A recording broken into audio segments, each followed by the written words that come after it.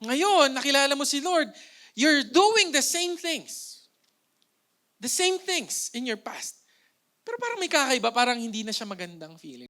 New conviction, what does this mean? Noon kasi, nagkakasala ka, wala kang pake. Pumaparty ka, umiinom ka, kahit sinong kausap mo. Nung nakilala mo si Lord, this is what we call conviction. Nagkaroon ka ng consciousness, awareness na parang wait lang. You're doing the same things. Pero parang may kakaiba, parang hindi na siya magandang feeling. Ito, lagi ko itong inaamin every Sunday. Mahilig ako sa Spanish latte. Pero this year, nagkaroon kami ng coach. Pagka kami kumain ng mga natatamis, uminom ng Spanish latte, anong gagawin sa amin? Paparusahan kami sa gym. Since this year, pagka ako iinom na ng Spanish latte, iniisip ko yung coach ko, kapahirapan ako nito. Spanish latte doesn't taste the same. Bakit? May parang nagbago, may consciousness. And that's the same thing. When you are a new creation, there's new conviction. Listen to this. Sin doesn't feel the same.